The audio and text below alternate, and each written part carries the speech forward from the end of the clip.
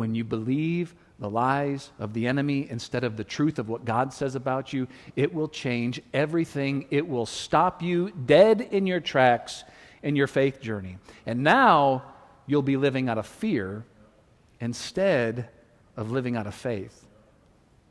And I think that great cloud of witnesses that watches from heaven watches any one of us who is living in fear, in a position of fear rather than a position of faith, the same way we're watching Elijah like right now, going, Elijah, what are you doing? What are you doing, Elijah? You have the hand of God on you. You have the power and presence of God with you.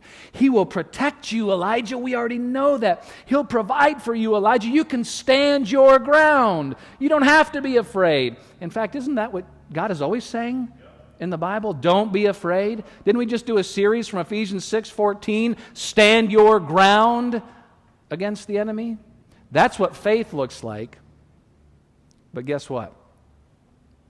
Most Christians in this nation we have learned how to live from a position of fear. We're our own providers, we're our own protectors, we're our own sources of movers and shakers. From a position of fear, we can't walk in faith.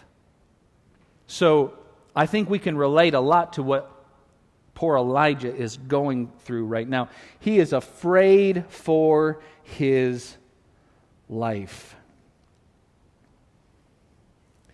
You know, I think it's worth noting, John 10:10, the thief comes to kill, to steal, to destroy. You know, we have this roaring lion that's after us, and he has teeth. He has some heat in his breath. But we have to remember that we stand in the palm of a God who is able to protect us.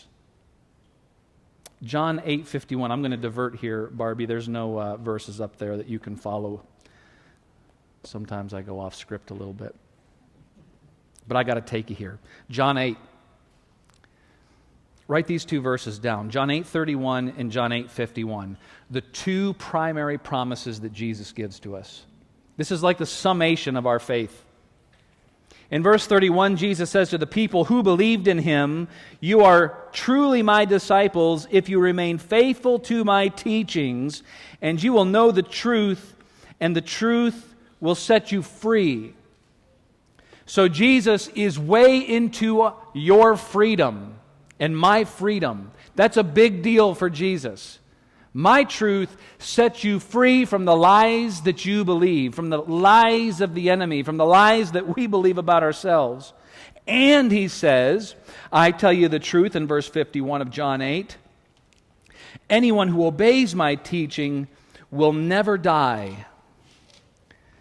Wow, these are big promises from Jesus. If you follow me and you trust me and you obey me, and put my teachings into practice in your life, you will be completely free and you can never die.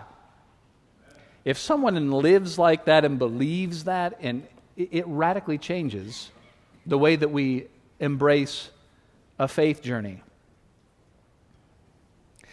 I think it's important to understand too why God sets us free. Because a lot of times I think we have the idea that God sets us free so that, like there's this laundry list now, we've been set free and now we have to keep all the commandments and we have to, I think God literally sets us free to be who it is that He's created us to be. And I think God takes great joy in that. Like He just sets us free. Go into this world, live by the truth that I've put inside of you, and just be you in this world as a servant of God, as someone who loves me. Just go be you. That doesn't mean that you're going to be a missionary or a pastor or evangelist. It might be if that's who God's created you to be. But whatever you are going to be, you might be in the military for Jesus. You might be a police officer for Jesus. You might be a nurse for Jesus. You might be a school teacher for Jesus. But whatever you do, go be who God created you to be, where you're most natural, where you're suited, and live free and live wide open for Jesus, and watch how the hand of God will be on you. So He tells us that We're going to be free, and we can never die. I remember when I was 18 years old, I was getting ready to leave my home. And I knew when I left my home, my room was going to become an office in like 48 hours. My mom and dad needed an office. I was fine with that. No big deal. But I remember thinking through this. What if I go out and I give life my best shot and I just really stink at it? What if I mess up and like I have no money and no place to go? So I remember before I left, I went back to mom and dad and I said, hey, if I ever need a place to stay, can I come back here? And you know what their answer was. Of course, you can always come back here. You've always got a home here. Well, you know what that did for me? I went out and I lived to my fullest. I wasn't living being like super, super cautious, thinking, if I screw this up, I've got nowhere to go.